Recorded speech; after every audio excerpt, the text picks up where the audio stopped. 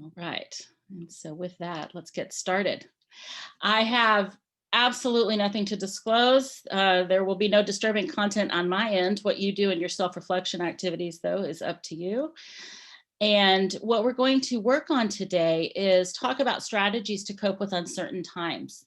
We're going to talk about how our narratives foster stability and connection, or they can foster instability and isolation. And we're going to talk about how to use self-reflective practices to help our responses to life events. Okay, and so that's it. Oh, that's the fish right there. So that's stripe on the right, and that was shark on the left. And so they are no longer with us. All right, so and with that said, I'm going to try to, give me just a second to change my screen. There we go. All right. So I never expected or had any desire to become a fish owner. That came from the blog and parenting experience. But I have learned some very important tips that I think are helpful for us to reflect on when we're talking about self-care. And life lesson number 1, you should only change 10 to 15% of the water at one time. Now, for those of you who have fish, you know the reason for that is that when you do a large water change, you shock the system. And when you shock the system, you run the risk of killing the fish. And similarly, self-care needs to follow a trajectory of this nature where we want to insert self-care practices that are smaller and more likely to be sustained. Okay, let's see. And so I want to talk before we kind of move into that about the plight of the high functioning person. Now, that's my vocabulary, not anything that I have ever read. And because I think, you know, when I was working with residents, and I held that position for 12 years, and it was a wonderful job, and I loved it. What I realized very quickly is that when you are a high functioning person, resident or behavioral science educator or faculty member of any type, is that it's a lot harder for us to give ourselves permission to have a hard time. Because you see, we're very comfortable living in the space of being the help that people seek to find solutions, to process their emotions. It's much, much harder for us to give ourselves permission to have a hard time because we think our job is to take care of others. That said, I think cognitively, we all know that's not true, right? But emotionally, it's a little bit harder. And so let me back up for just a minute. Sorry, I meant to do a bit of housekeeping, but got distracted. So I'm going to walk us through some different self-reflection exercises. And so I want to give you 30 seconds or so to get paper and a pen if you don't have one near you, so that you are going to be able to participate. All right. And the first self-reflective question is this. You know, what are my signals that I'm having a hard time? And I think I did a talk on this at the forum, maybe last year, perhaps the year before, that I kind of think about our signals as falling into one of 4 different quadrants. And so if you, on your piece of paper, if you can figure out a way to give yourself a small box, and on one of them, I want you to label it cognitive, right? What are my cognitive indicators? The second is, what are my behavioral indicators? And so with cognitive, for example, like one of the ways I know I'm having a hard time is I can feel my attention being harder to corral, particularly in things that are not as engaging to me. Behaviorally, I find myself scrolling through Facebook, right, which is not usually a practice that I do for extended periods of time or frequently. Socially, you know, I may find myself getting a little bit more irritated or irritable with others, a little bit less patient.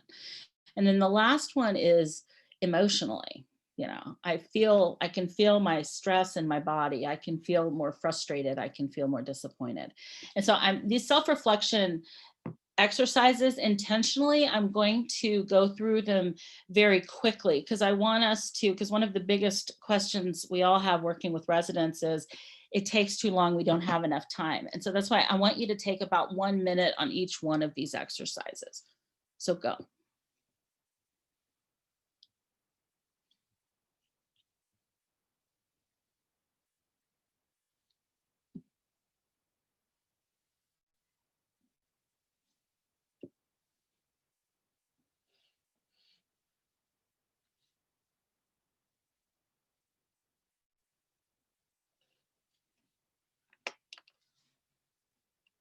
Okay. And again, these are exercises that you can, when you have more time, perhaps reflect on with a little bit more attention and awareness. All right. And then the second follow-up to that is, what does self-care look like right now? You know, my ideal self-care is going to an all-inclusive resort in Playa del Carmen and trying to decide if I want to go to the beach or the pool. And if I'm at the pool, what I want to drink right now or what I want to read. That's not a realistic self-care strategy right now, right? But what do I have that I can fit into 30-second gaps or so, which at times that's the amount of time I have. What does self-care look like right now?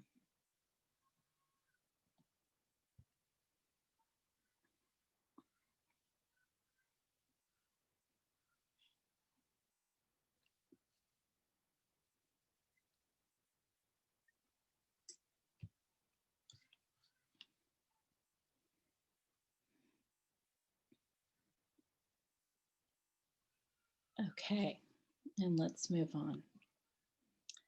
Life lesson number 2 from my fish keeping experience. And I should point out, I'm an experienced fish keeper now because I've been doing this for a year, but I'm not particularly skilled at it.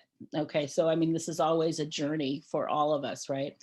So life lesson number 2, sometimes you choose action and sometimes you have to wait patiently, right? And I don't know about y'all, but it's hard to wait patiently, right? It has been brutal since Tuesday to wait patiently, right?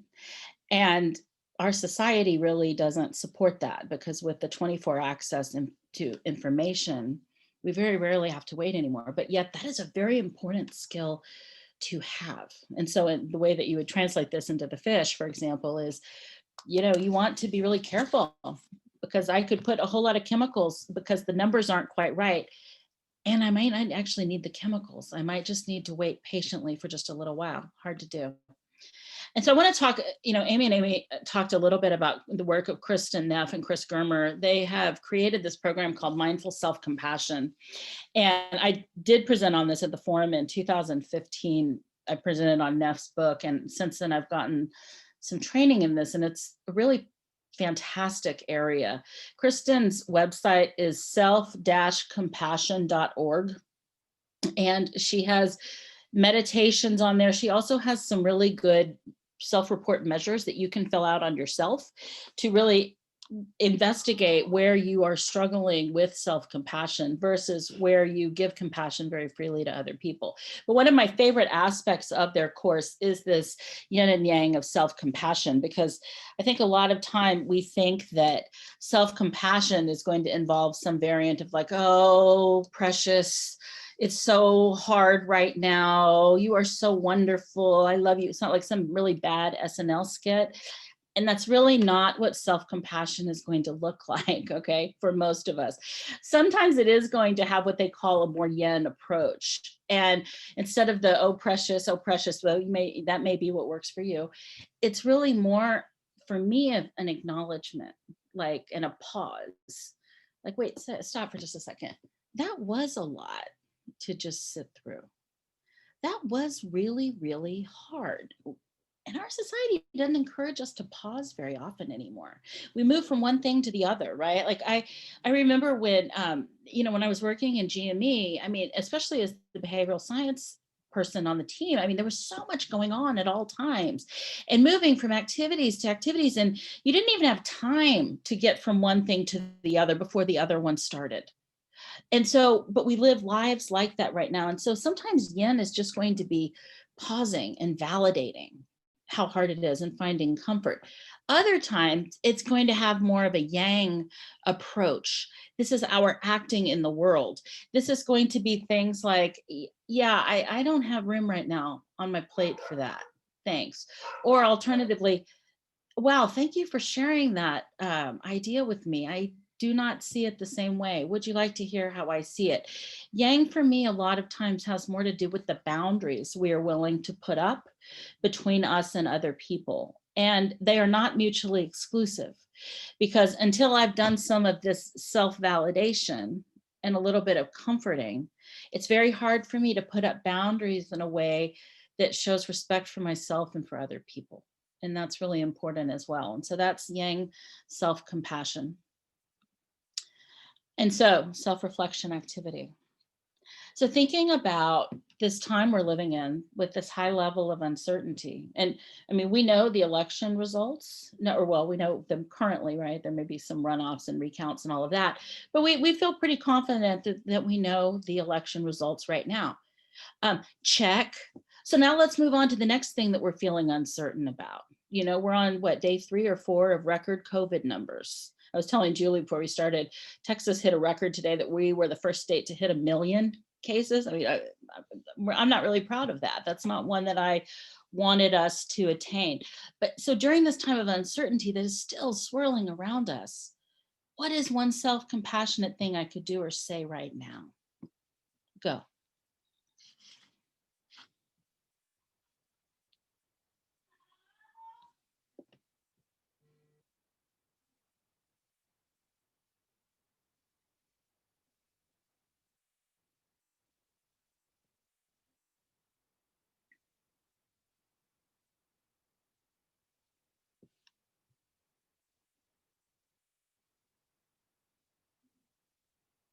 Okay, let's move on.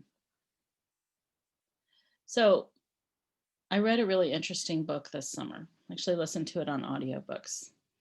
And it's called The 8 Habits of Love by Ed Bacon. And most of you probably are unfamiliar with him. I knew him because when I lived out in Pasadena, he was the rector at a church called All Saints Episcopal out there. And I would go there periodically. He's a big social justice, self-compassion warrior type guy. He's retired since then. But anyway, he wrote this book about the 8 different habits of love.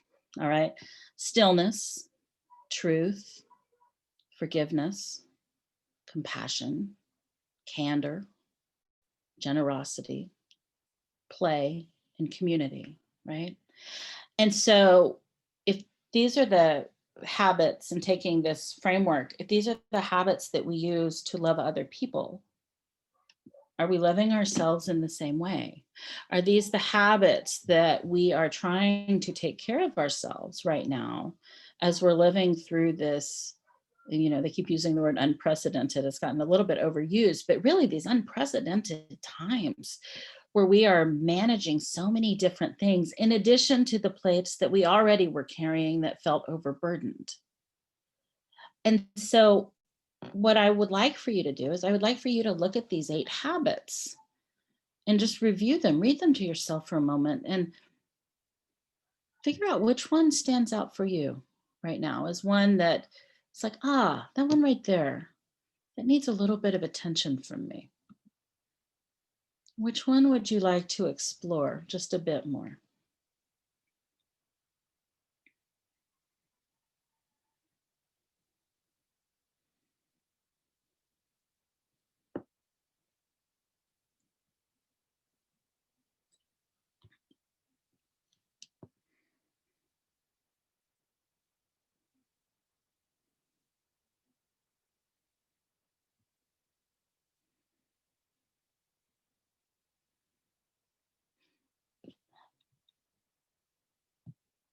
And you know, one of the the ones that I'm not going to even try to annotate just in case that something might go south, but play, right?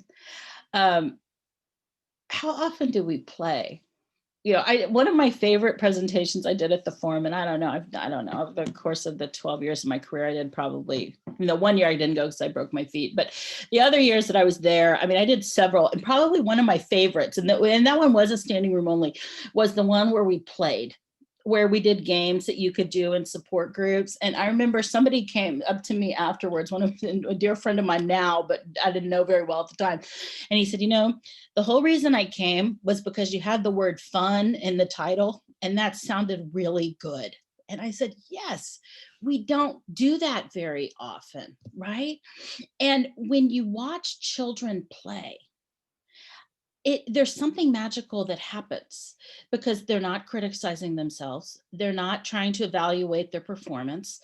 They're not worrying about anything. They are in the moment, having a good time.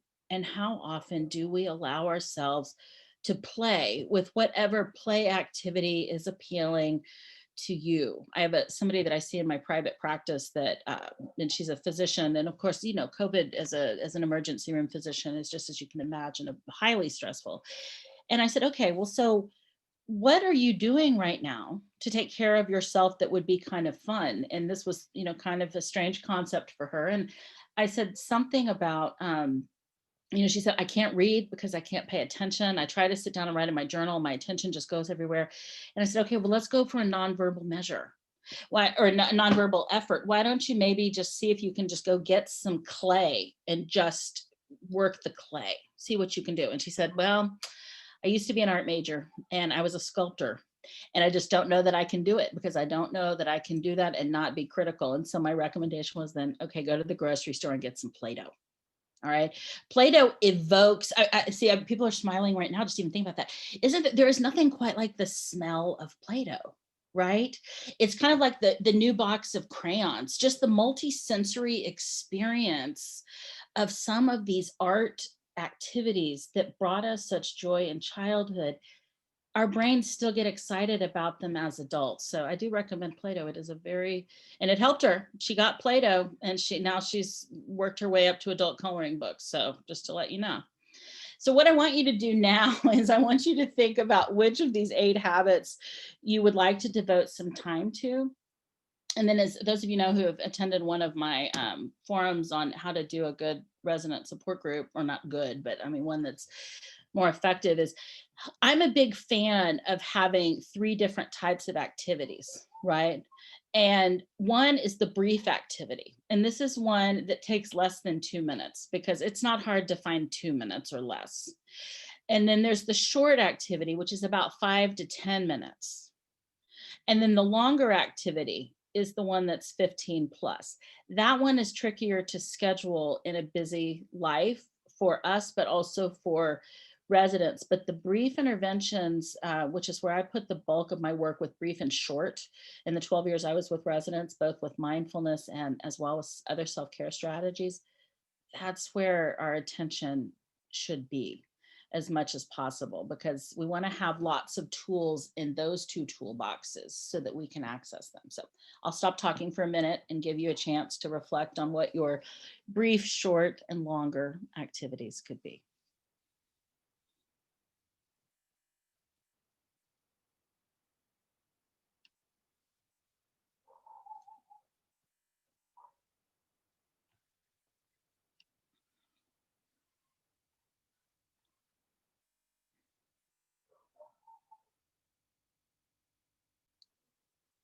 Okay. Life lesson number 3. Sometimes it will work out as you hoped, and sometimes it won't. And we have to create our narrative about both the things that work out as we hoped and, more importantly, the ones that did not. It's important, right? Because among other things, you know, you go back, Viktor Frankl in Man's Search for Meaning, which I think should be mandatory reading for the entire human race. During his time in the concentration camp, what he realized was that even in the concentration camp, it didn't get a lot worse than that. There were people who managed to hold on to hope, and they managed to hold on to an attitude that allowed them to find meaning in the hard time. The narrative matters, because you see, how we make sense of what is happening around us, how we make sense of what's happening inside of us, determines how we move forward in our lives. And for those of us who are parents, those of us who are educators, well, we're all educators, right? As educators, this is really important to model. When we don't intentionally create the narrative, we will default to something that may not be very healthy. So we want to put some time on that. And so I want to walk us through a different way of thinking about this. You know, we all have a narrative about uncertain times, right? And for many of us, and I, like for me, for example, uncertainty becomes kind of a burden. And my plate is already pretty heavy most of the time. And so this uncertainty just adds another burden. And what I realized one day when I was reflecting on how just heavy everything felt, I thought, you know, what if we reframed it as an adventure? It's an adventure. Why don't I start using some of the growth mindset vocabulary that I teach my children? Why don't I start using that in my own life? That, you know what? It's an adventure. We don't know what's going to happen. We're all waiting to find out. And what do we, adventure is a fun word. It's actually it's one of my favorite words, right up there with serendipity. Sometimes things happen on accident that are awesome. But adventure is probably my number 2 favorite word. And I like it because adventure elicits excitement. It elicits a challenge. It elicits curiosity and exploration. And your life is changed by the adventures that you choose. And by the way, the ones that you don't. And so when we can look at uncertain times with a sense of adventure and curiosity, we become less entangled in the burden aspect of it. Doesn't mean it isn't there, because I'm always a big fan of, we make space for how we feel in the moment before we start trying to use different frames, like positive psychology frameworks, to try to change our experience. Always makes sense for what rises up before you try to change it. And Brene Brown, we referenced her in the last session. I'm a big fan of hers as well. Great book, Braving the Wilderness, if you have not read it yet. And one of her quotes from that is, have a strong back, a soft front that's open to whatever happens before you, and then have a wild heart that's just curious and wants to go out there and figure out how to live life differently. So we'll walk you through a different exercise now. Okay, and I got this from Ed Bacon's book, and it's based on an activity by a woman named Betty Sue Flowers. And so I've modified it a little bit. And so what I want you to do is I want you to sit back for a second in your chair, close your eyes, ignore the symphony from my house that you may be hearing, because I hear cartoons downstairs and the dog in the backyard, and if that's distracting you. Bring yourself into your chair in your moment. And I want you to think about a current area of struggle for you, something that's hard. And it may be really big, and it may be really small. And either one of those are okay. So I want you to think of your current struggle.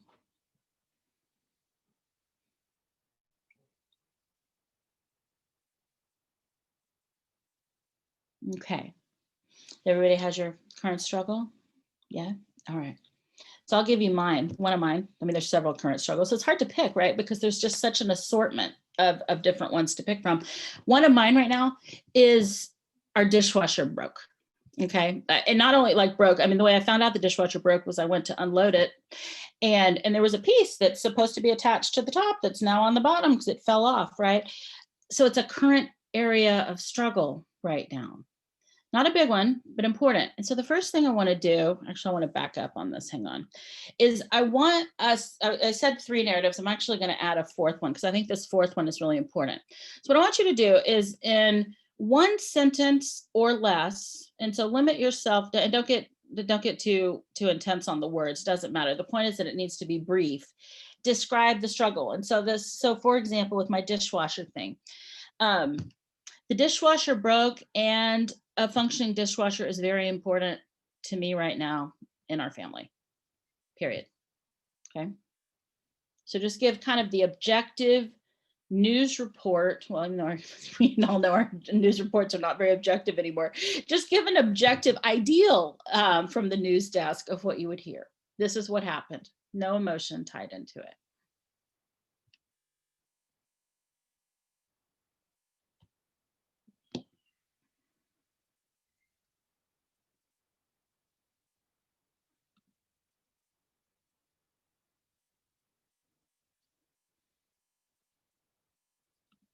Okay.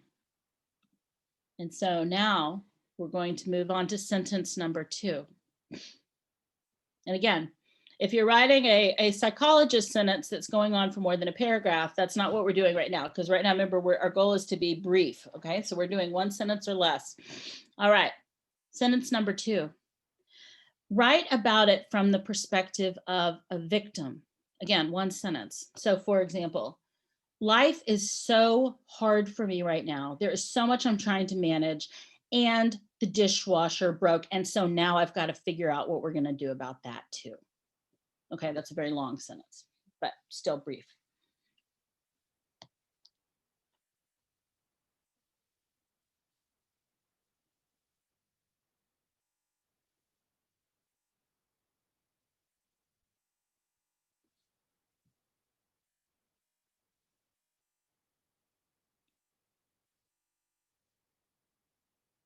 Okay.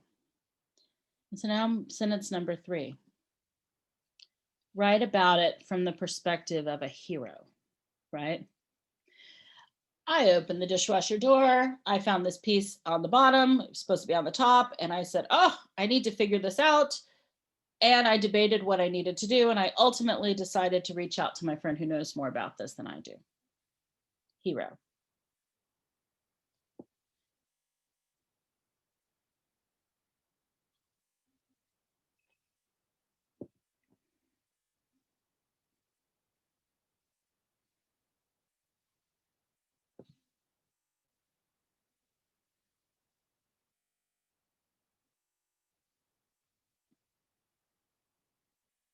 Okay.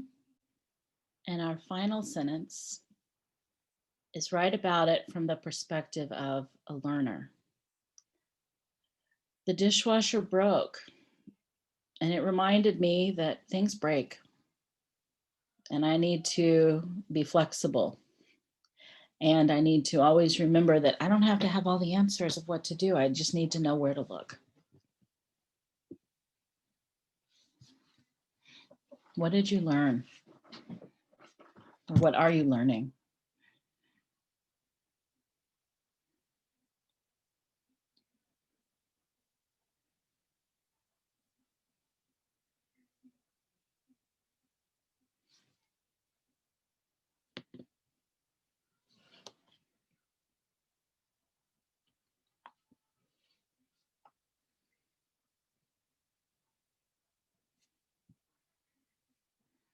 Okay. Now, I believe Dr. Flower's original activity for this was one where she was wanting people to write their own obituary from these different perspectives. And I think that's a great idea. And I'm sorry, I don't lead resident groups anymore. I would probably consider doing that. And I would do it in this framework where you are really thinking about your life from these different perspectives. And by the way, none of them are wrong. They're just different aspects of the same story, and it's looking at the same issue, considering the bigger picture of it, which I really liked. And so, Julie, I'm going to do a housekeeping moment with you. So I'm looking at our time. It looks like we have 17 minutes. So I'm a little bit nervous about doing a 10-minute breakout group because I don't know that we have enough time for that. But what if we maybe could we do a 5-minute one? Because what I'd like for you to do is, you know, I can't see how many people we have with us now, but we have a lot of people here. And I would like for us to split up into breakout groups for just a moment and kind of talk about how this experience has been for you. You don't need to share content of anything that you're not comfortable with, but really taking one of these self-reflective exercises and what that experience was like for you, and just discussing that very briefly in your small group. And then we'll come back and end with a large group discussion and strategy share. I saw a lot that I want to, start to incorporate in resident support groups, but I think a resident just came to me last week, and I think I can see that the one event three narrative, the victim, the hero, and the learner being so applicable, and just using that. I don't know if I want to think about a way to start to use that in the moment and have our residents be familiar just with that way of perspective. So thank you very much for that. Mm-hmm. Yeah, thank you for that, Catherine. And one of the things that I've realized as I heard about that activity, and I thought about that, and I was reflecting on my own life, and so I've found myself at times when I'm rehashing something that happened. I'm like, okay, I've got the victim version of the story down pretty well. And so let's back up for a second and let's play with one of the other ones, right? Let's look, first of all, let's look at the objective story about what actually happened, not what I've created in my own mental narrative, but what actually happened. And then let's step back and kind of reflect on what a hero I'm being, that I'm getting as much done right now as I am, because it is hard right now. It is really, really hard. And now let's step back and do the learner. And I think we have to be really careful, or what I'm finding, let me say, I don't know, because what's going to work for you is not going to be necessarily what will work for me. What I'm finding for my life is that I've got to get through some of those other stories before I'm really ready to do good work on what the learner story needs to be.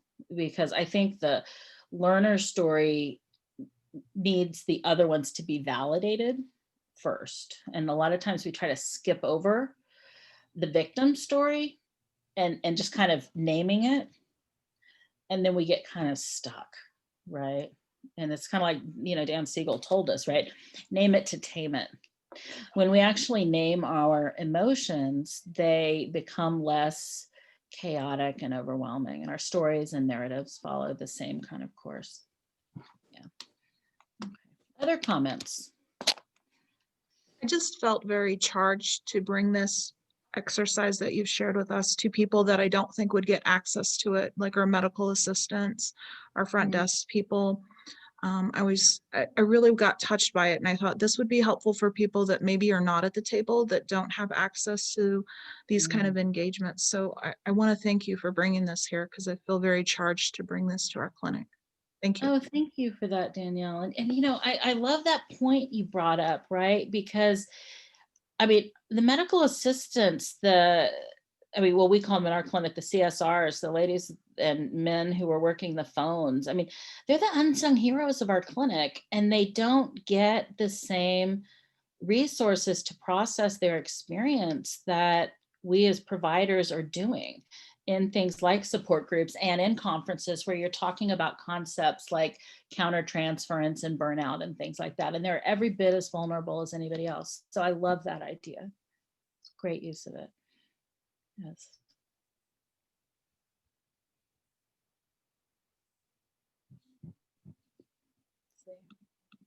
Any other comments? No. So I'm curious, what are people doing right now to encourage conversations with residents about self-care as they're on the front lines providing care during a global pandemic? What strategies are people using that they're finding helpful?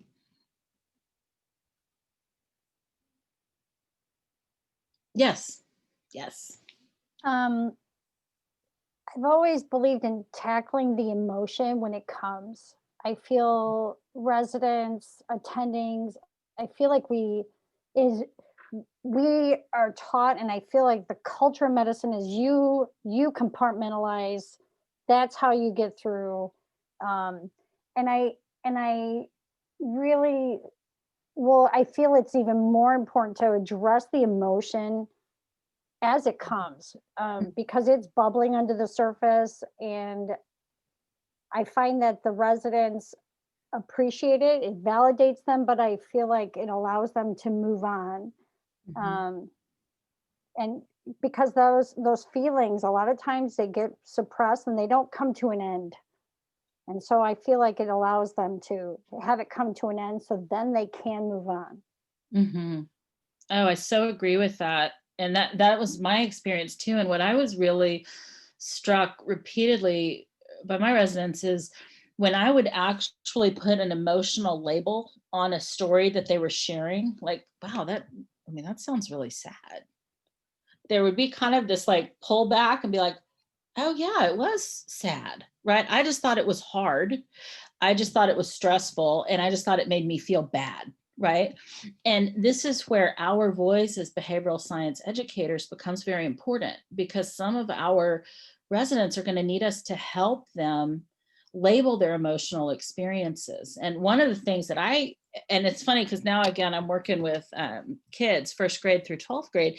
And one of my big pushes with them is, let's talk about how these feelings feel in your body. Because sometimes your brain may not know exactly how you're feeling. It just knows it doesn't feel good. So what are the clues that our body can give us about that? There was that fantastic study that I use all the time about have y'all seen, that's not specific at all. Let me try again. They did a study across 3 different countries, and they got people who went through some sort of emotionally, provocative situation, and then asked them to identify where they felt it in their body. If you Google emotional study where you feel it in the body, the picture will come up. And what it shows you very clearly is that across these 3 different countries and thousands of people, it was a fantastically done study, that it was really clear, right? Anxiety we feel here in our chest. Love is a full body emotion. neutral is a neutral emotion, and this is what it looks like. And I pulled that out with residents, I don't know how many times, to kind of say like, okay, talk to me about how it's feeling in your body. Okay, let's try to slow your breathing down to try to get some of that red to a more neutral place, right? Yes. Okay, and Julie, I think that's it, right? So it's 11:30. So anyway, thank you so much. I had a wonderful time, and it's great to see all of you again. It's hard to believe it's been a year. I've missed you. So thank you.